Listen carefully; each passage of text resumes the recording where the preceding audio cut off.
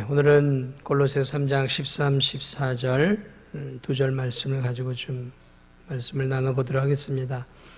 지난 시간에 저는 성도가 가져야 할 5가지 성품의 옷을 입어야 한다라고 말씀을 드렸습니다. 그래서 긍휼과 자비와 겸손과 온유와 오래 참음을 옷 입어야 된다라고 12절에서 말씀해 주고 있습니다.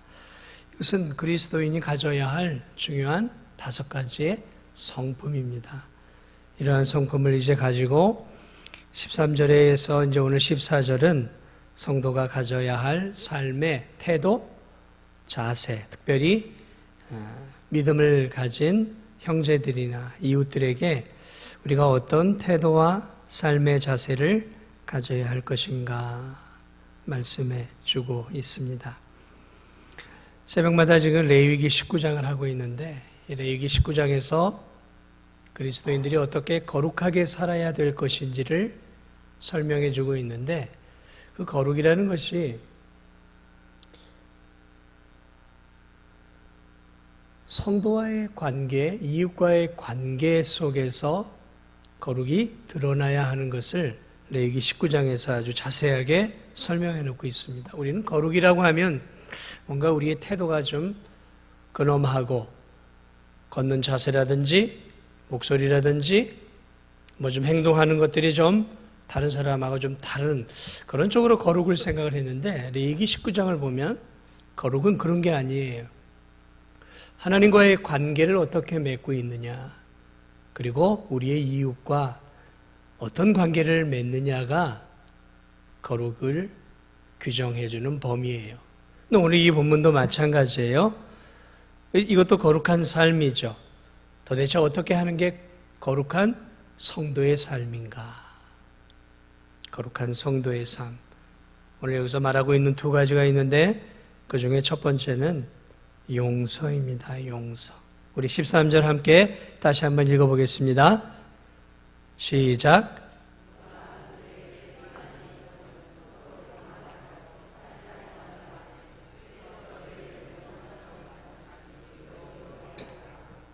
네.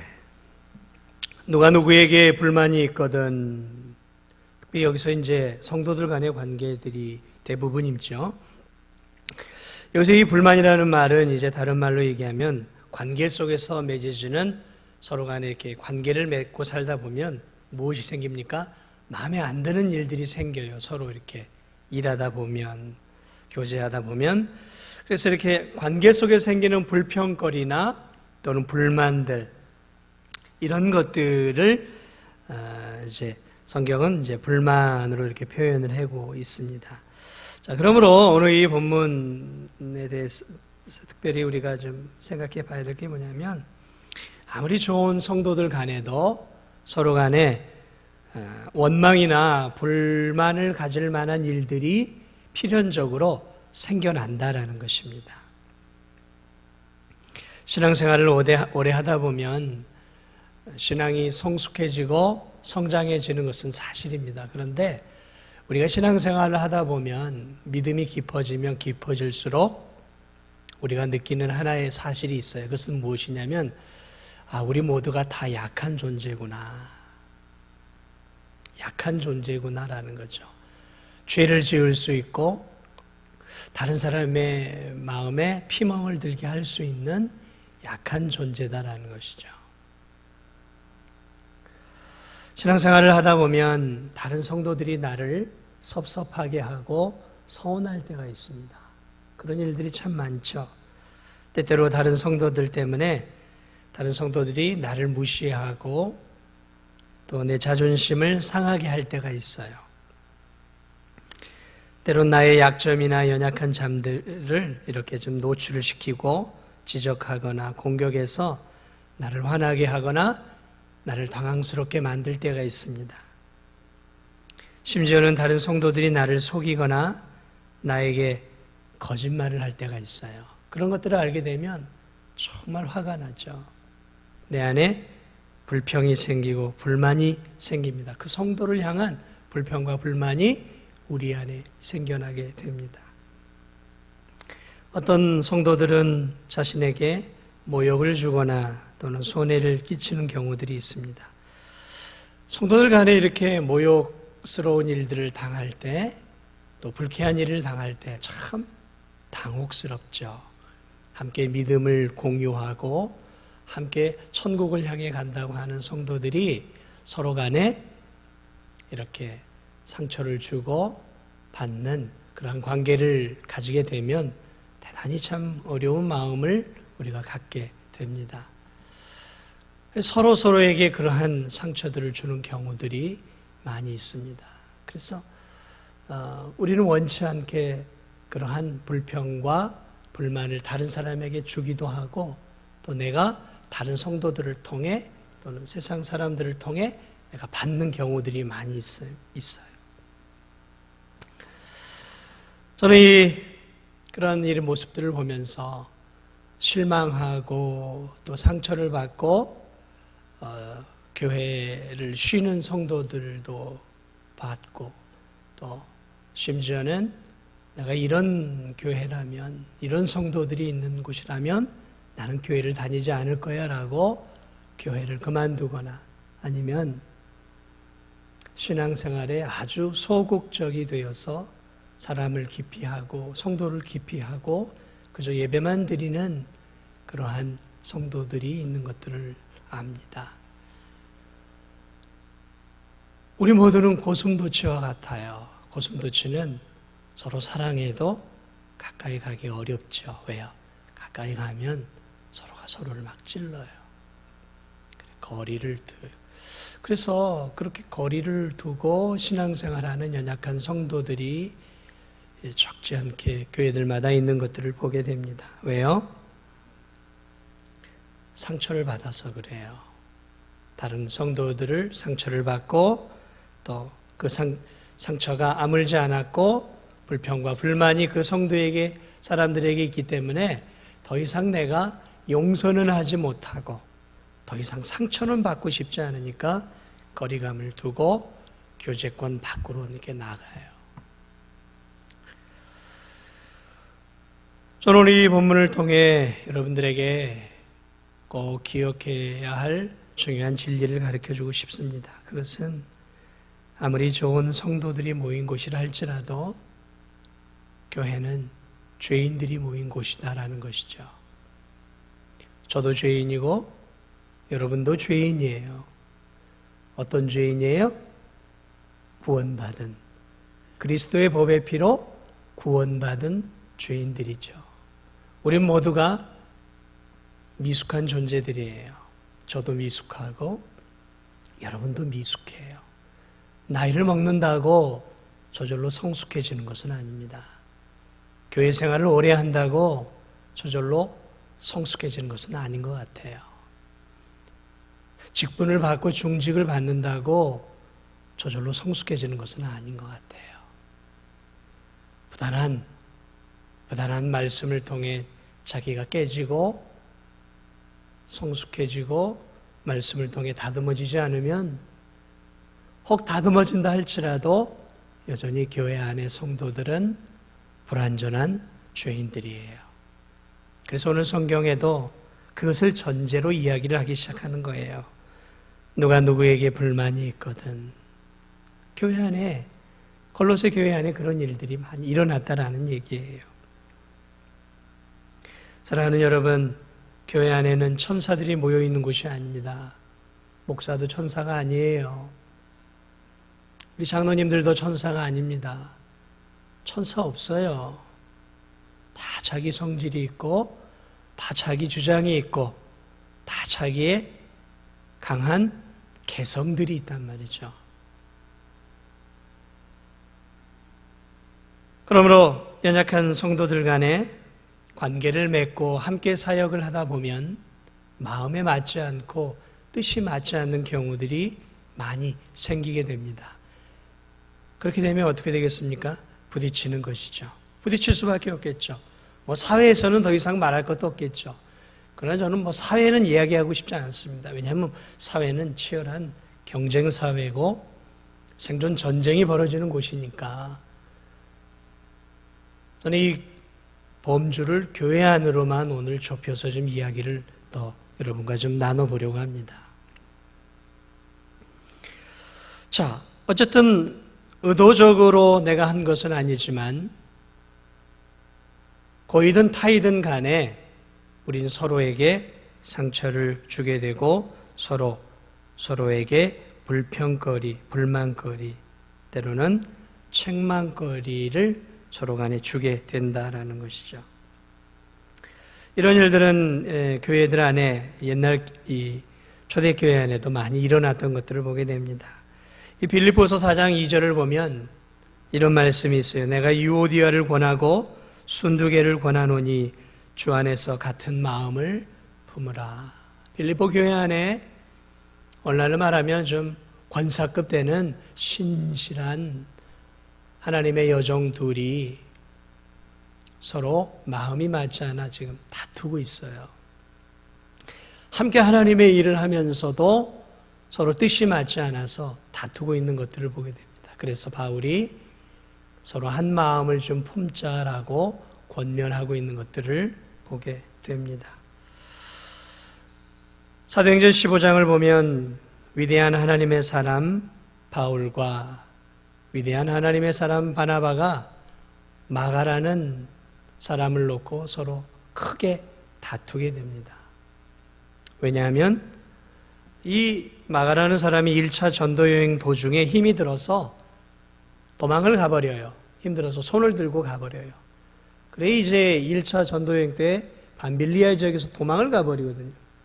그래 이제 바울과 바나바가 1차 사역을 마치고 이제 2차를 가려고 할 때 이 마가를 데리고 갈 거냐 말 거냐를 결정할 때 바울은 이렇게 신실하지 못한 사람을 데려가면 안 된다라고 얘기하고 바나바는 그래도 데려가자. 우리에게 유익하고 아직은 미숙하고 연약하니까 준비시키면 되지 않겠느냐. 둘이 심하게 다퉈요. 그래서 갈라섭니다. 그래서 바울이 2차의 전도 여행을 떠나고 바나바는 마가를 데리고 떠나갑니다. 이 골칫덩어리 마가가 누구냐면 바로 마가복음을 기록한 저자예요. 자, 어쨌든 이렇게 위대한 하나님의 사람들도 하나님의 복음을 위해 수고하다 보면 서로 의견 충돌이 생기게 되고 또 심지어는 마음이 상하게 되어서 이렇게 갈라지기도 하는 것이죠. 물론 복음을 위해서 이제 전도 여행 쪽으로 갈라진 것이지 두 사람이 그런 어떤 마음을 완전히 나눴다 그런 뜻은 아니에요.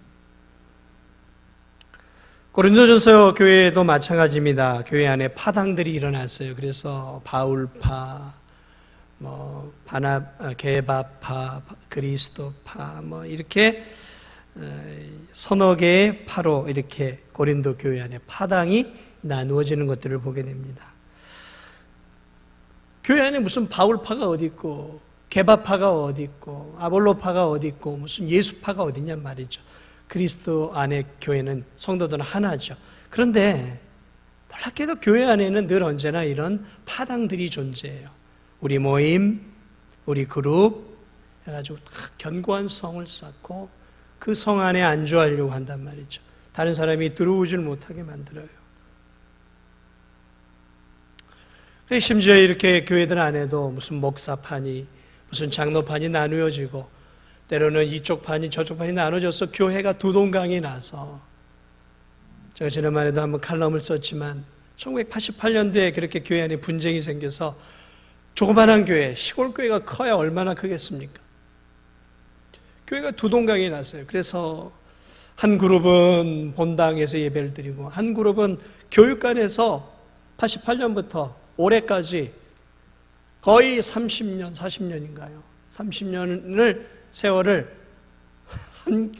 같은 교인들이 나눠져서 담장을 교육관과 본당 사이에 담장을 쳐놓고 사랑하는 교인들이 나눠져서 따로따로 그래서 나눠져서 예배를 드렸다는 거잖아요. 참 기가 막힌 일 아닌가? 이건 이제 우리 그 교단 안에 일어난 일이지만 실제적으로 이런 일들이 비일비재하게 한국 교회 안에 일어나요. 아예 그건 다행이지만 아예 나눠지잖아요. 나눠져서 교회가 반토막이 나기도 하고 뭐 교회가 막 이렇게 휩쓸려서 이렇게 막 나가기도 하고 어려움을 당해서 때로는 교회가 문을 닫는 경우들도 생겨나요.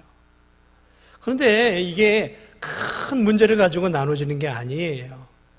사소한 일들이에요. 사소한 일들. 사소한 일들. 이단이냐 아니냐 때문에 나눠지는 게 아니에요.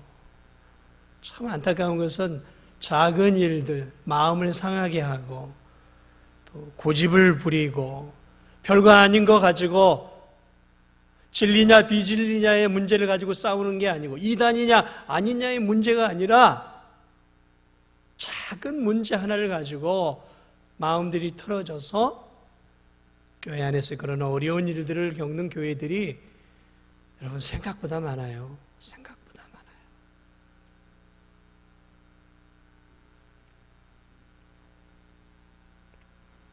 고린도서 6장 1절에도 이런 말씀이 있어 너희 중에 누가 다른 이와 더불어 다툼이 있는데 구태여 불의한 자들 앞에서 고발하고 성도 앞에서 하지 아니하느냐. 고린도 교회 안에 성도들 간에 이런 물질적인 어떤 어려움들이 생겼던 것 같아요. 그러니까 이게 교회 안에서 해결을 하지 않고 세상 법정으로 가는 거예요. 오늘날에도 이 세상 법정의 판사들이 제일 골치 아파하는 판결이 뭐냐면 교회 분쟁이에요. 교회 분쟁. 교회 분쟁이에요. 교회 분쟁.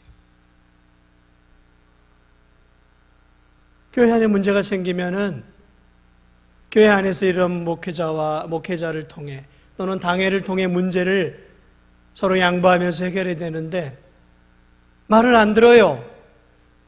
그래가지고 어디로 가냐면 세상 법정으로 고발 고소를 해버려요.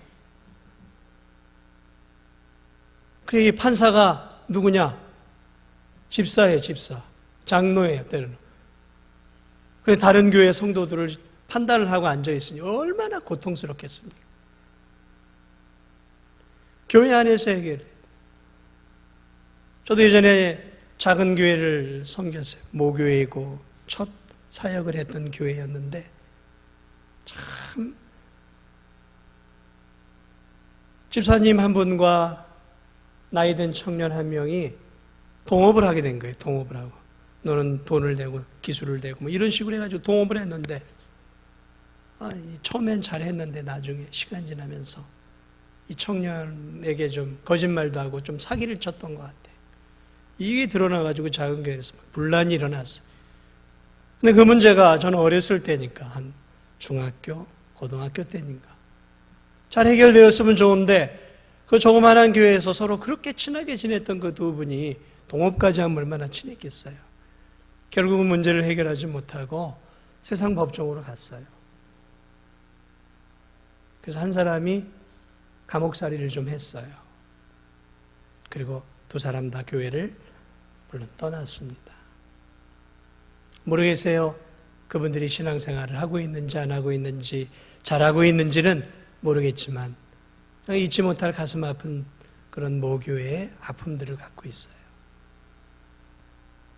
왜 이런 일들이 얼마든지 일어날 수 있다는 것이죠.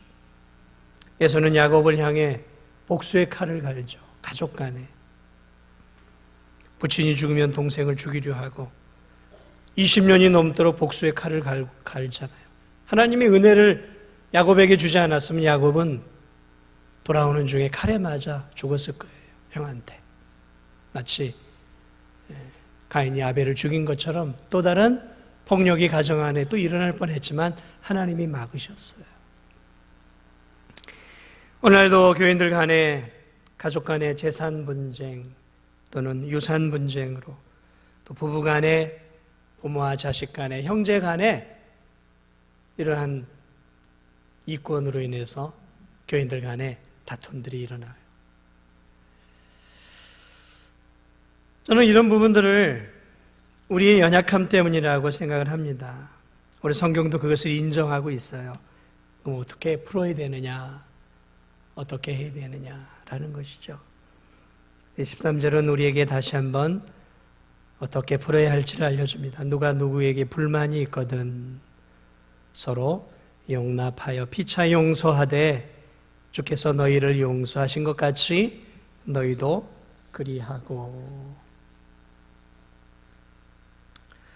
여기서 성경은 우리에게 무엇을 말하고 있습니까? 불만이 있거나 불평이 있거나 서로 용납하여 용서하자라는 것이죠. 용서해야 한다는 것입니다. 여러분, 교회 안에서 이런 일들이 얼마나 많이 일어날 수 있겠습니까? 때때로 그런 오라와 같은 것들이 치밀지 않습니까? 어떻게 집사님 나한테 이럴 수 있어요? 어떻게 권사님 나한테 이럴 수 있어요? 어떻게 장로님 나한테 이럴 수 있어요? 어떻게 목사님 나한테 이렇게 대할 수 있습니까? 라고 불만을 갖고 불평할 수 있단 말이죠. 그게 그분의 문제일 수도 있고 물론 또 오해일 수도 있고 때로는 서로 주고받는 관계 속에서 그런 어려움들이 생길 수 있다는 것이죠. 그러나 우리가 그러한 가슴 아픈 일들이 나에게 있고 또 상대가 나에게 그렇게 서운하게 하고 원망받을 만한 일을 했다고 해서 내가 그분을 향해 삿대질을 하고 그분에게 동일하게 보복을 가하고 복수를 한다면 그건 더 이상 그리스도인의 모습은 아니겠죠. 그게 세상 방식이잖아요. 이에는 이, 눈에는 눈. 네가 나에게 이런 손해를 끼쳤으면 나도 너에게 이런 손해를 주겠다. 이거는 세상 방법 아니겠습니까? 그러나 그렇게 된다면 더 이상 우리는 그리스도인이라고 말할 수는 없겠죠. 그럼 어떻게 해야 되느냐? 오늘 성경은 피차 용서하되 주께서 너희를 용서하신 것 같이 너희도 그리하고 라는 것이죠.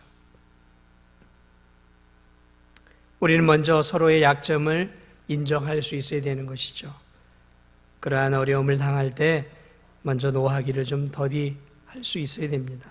그래서 잠언 16장 32절을 보면 노하기를 더디하는 자는 용사보다 낫고 자기의 마음을 다스리는 자는 성을 빼앗는 자보다 나으니라. 이 용서 전에 먼저 해야 될 게 뭐냐면 노하기를 먼저 더디하는 거죠. 치밀어 오르는 분노를 먼저 가라앉히는 것이죠.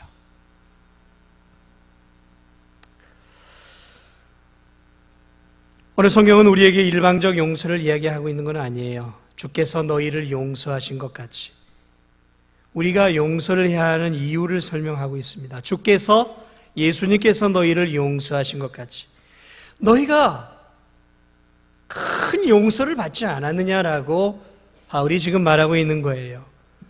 너희가 죄인 되었을 때 허물과 죄로 죽을 때 그리스도께서 너희를 위하여 어떠한 사랑을 보여주셨는지 너희가 기억하고 있느냐라는 것이죠.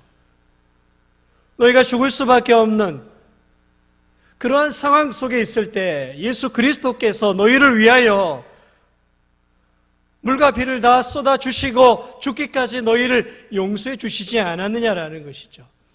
그러한 큰 용서를 받았는데 그러한 큰 용서를 받은 너희들이 다른 사람이 너희들에게 행한 작은 것 하나 그거 용서하지 못한다면 그 말이 되겠느냐라는 것이죠. 어느 날 1만 달란트 빚진 자를 왕이 용서를 해줬어요. 1만 달란트는 갚을 수 없는 액수예요. 한 사람이 평생을 일해도 갚을 수 없는 액수예요. 어느 날 왕이 1만 달란트 빚진 자를 내가 너 용서해 주마 그랬어요. 얼마나 큰 용서를 받은 거예요. 평생 갚아도 노예로 일해도 갚을 수 없는 돈을 용서를 받았어요. 그래 이 자유왕을 얻은 이 친구가 길을 가다가 자기한테 100데나리온 그러니까 한 100일치 그냥 품삯을 빚진 자를 만나가지고 멱살을 잡고 이렇게 얘기합니다. 야 이 자식아 너 언제까지 내 돈 갚을 거야? 갚겠습니다. 너 인마 못 참겠어 하고 너 가자 감옥으로 해가지고 감옥에 집어넣어버리는 거예요. 여러분 평생 갚을 수 없는 은혜를 받은 사람이 겨우 100일 품삯을 자기한테 빚진 사람을 용서하지 못하고 감옥에 넣는다면 이 사람은 정말 용서를 받은 사람일까요? 성경은 아니다라고 말하고 있는 거예요. 그 비유는 정말 헤아릴 수 없는 은혜, 헤아릴 수 없는 용서를 갚을 수 없는 은혜를 예수님께로 입었다면 그 용서를 받은 내가 나를 좀 섭섭하게 하고 내 마음을 좀 아프게 하고 나를 좀 힘들게 하는 그 사람을 용서하지 못하고 앙금을 품고 미워하고 시기하고 어떻게 해서든지 나를 힘들게 하는 그 사람을 향해 원망하고 보복하려는 마음을 갖고 있다면 성경은 그건 그리스도인이 아니라라고 말하고 있는 거예요. 그게 1만 달란트 빚진 자의 이야기예요. 용서를 받은 이야기예요. 참 용서를 받은 사람이라면 죽었다 살아난 은혜를 받았는데 나를 좀 힘들게 했다고 교회 와서도 아는 체도 안 하고 인사도 안 하고 악수도 안 하고 도대체 그게 그리스도인입니까? 조그마한 교회를 다니면서도 마음에 드는 성도, 나를 좀 힘들게 하고 아프게 하는 성도 있으면 아는 체도 안 하고 인사도 안 하고 악수도 안 하는 게 그게 그리스도인이냔 말이죠. 그런 성도들이 있으면 회개해야 돼요. 내가 구원받았는지 의심해야 돼요. 제가 볼 때는. 세상에 그런 큰 용서를 받은 성도들이 내 마음에 좀 안 드는 성도들이 있다고 눈을 흘기고 다니고 그것도 조그만한 이 교회 안에서 서로 얼굴을 피하고 다니고 아는 체도 안 하고 인사도 해도 인사도 받지도 않고 그게 그리스도인입니까?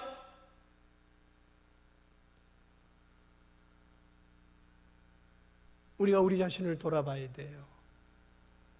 내가 진짜 용서를 받은 사람인가? 내가 진짜 용서를 받은 사람인가? 내가 이 자그마한 것도 용서하지 못하고 있다면 내가 진짜 예수님의 용서를 받은 사람인가? 의심해야 돼요. 의심해야 돼요. 그리고 회개해야 됩니다. 그거 회개하지 않고 내 믿음 잘하지 않아요. 그런 사람은 믿음 잘하지 않습니다. 난쟁이와 같은 믿음으로 살다가 그저 겨우 천국에 가면 갈까? 그 이상도 아니에요. 그런 신앙생활 하면 안 되는 거예요. 저는 우리 진도중앙교회 그런 성도들이 단 한 명도 없었으면 좋겠어요. 그게 뭡니까, 그게?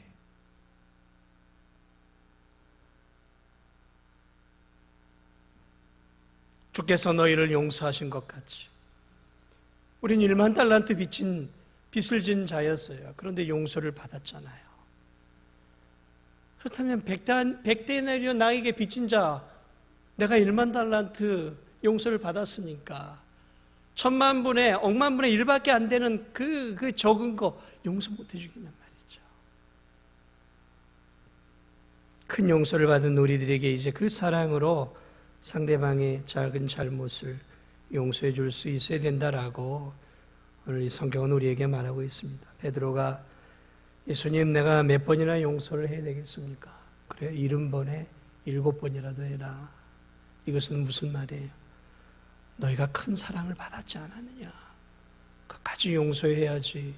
뭘 몇 번을 용서하고 말아. 그 말씀이에요. 끝까지 용서해야지. 뭘 용서하다가 말아.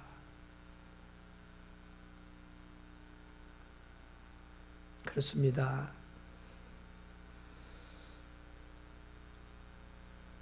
마태복음 6장 14, 15절에 예수님이 이렇게 말씀했어요. 너희가 사람의 과실을 용서하면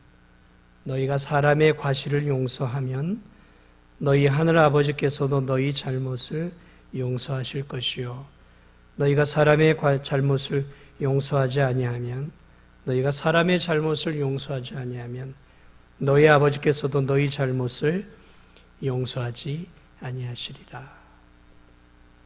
이 말씀은 더 깊은 해석이 필요해요. 무슨 뜻이냐면 정말 용서를 받은 사람이라면 다른 사람을 용서해 줄 수 있다는 거예요. 누구의 이름으로요? 그리스도의 이름으로. 그런데 정말 용서를 받지 않았다면, 아직 예수 그리스도의 그 사랑을 깨닫지 못했다면 그 사람은 아직 예수 그리스도를 만나지 못했다는 얘기예요. 그 이야기를 하고 있는 거예요. 우리가 다른 사람 용서해 주니까 하나님이 우리를 용서해 주는 게 아니라 큰 용서를 받은 사람은 작은 용서쯤은 쉽게 할 수 있다는 것이죠. 그렇습니다. 그래서 오늘 13절에서는 이렇게 얘기합니다. 14절에서는 이 모든 것 위에 사랑을 더하라.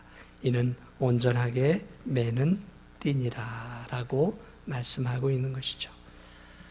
그 용서 위에 무엇을 더해야 되냐면 사랑을 더하고 그 사랑으로 그 온전하게 매는 띠다라고 이야기하고 있습니다. 여기서 띠는 이제 옷을 묶는 허리띠와 같은 거예요. 예전에는 남자들도 이 당시에는 원피스 같은 옷을 입었어요. 원피스 같은 옷을.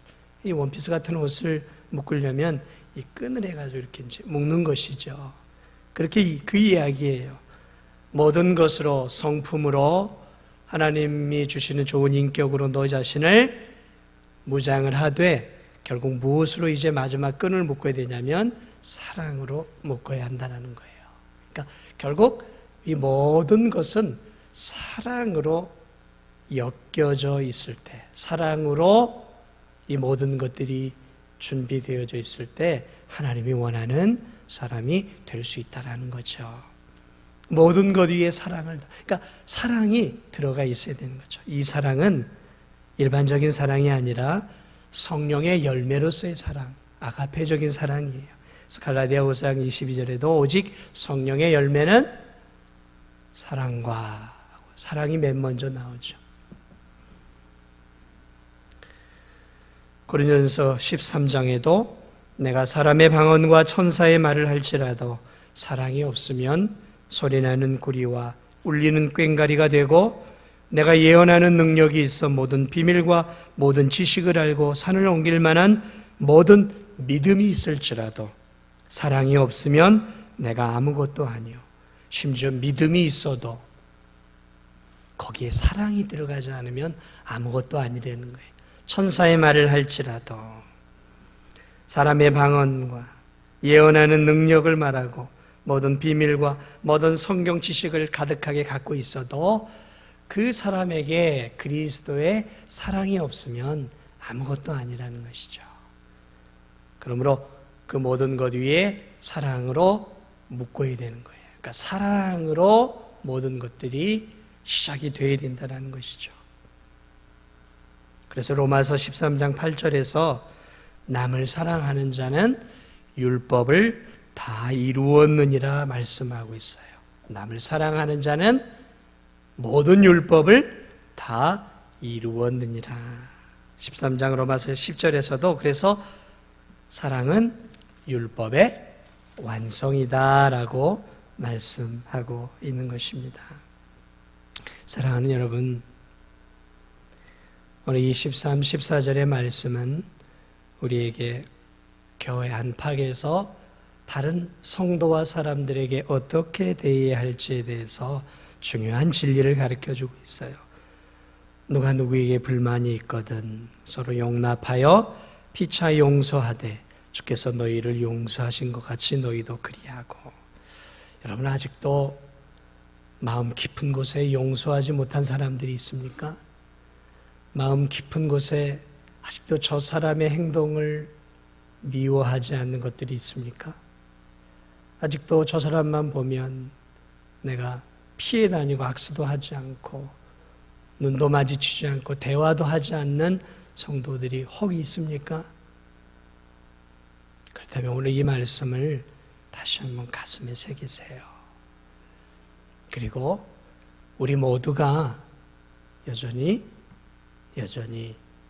허물 많은 구원받은 죄인이다라는 사실을 기억하셨으면 좋겠습니다. 나도 죄인, 우리 성도들도 죄인, 다 죄인이에요. 다 연약합니다. 다 자기 성질이 아직 있어요. 다 자기 자존심들이 아직 있어요. 다 자기 주장들이 있어요. 그러나 여러분,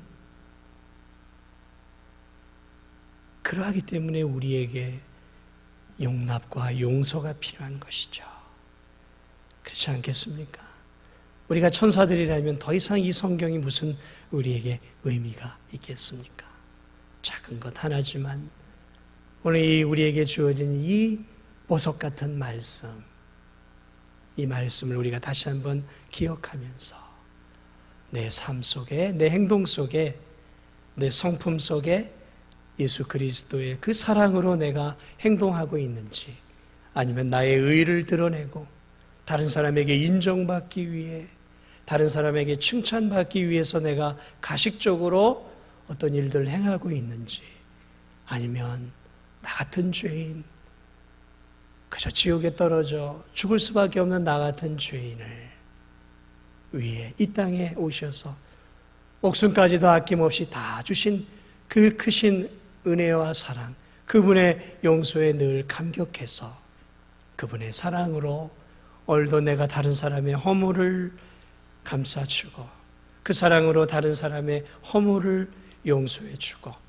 그 사람의 불만과 그 사람의 마음에 들지 않는 것들을 내가 품어주고 이해해주고 덮어줘 가면서 믿음으로 살아갈 때, 상대도 나에게 그런 은혜를 베풀고 나도 상대에게 그런 은혜를 베풀 때 교회의 공동체는 비로소 하나님께서 원하시는 아름다운 사랑의 공동체가 될 수 있는 거예요.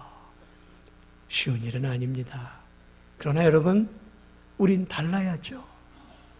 달라야죠. 똑같아서 되겠습니까? 그저 교회 나와 예배 드리는 것 하나만 차이가 나서 되겠습니까? 아니죠. 달라야죠. 삶이 달라야죠. 힘들지만 삶이 달라야죠. 말하는 게 달라야죠. 용서하는 차원이 달라야죠. 그렇죠. 그게 거룩이에요. 거룩은 결국 크게 보면 사랑하며 용서하는 게 거룩한 삶이에요.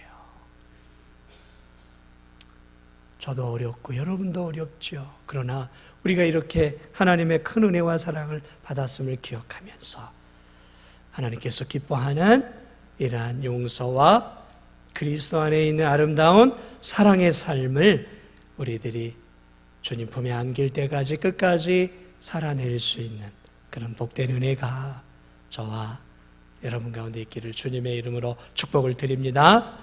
여러분, 적어도 우리 교회 안에 내가 용서하지 못할 사람은 없어야 되는 거예요. 적어도 우리 진도중앙교회 안에 눈 흘기고 다니고 마주치지 않을 만큼 그렇게 못 본 듯이 투명인간처럼 취급해야 될 사람이 단 한 명도 없어야 되는 거예요. 뜨겁게 사랑하지는 못할지라도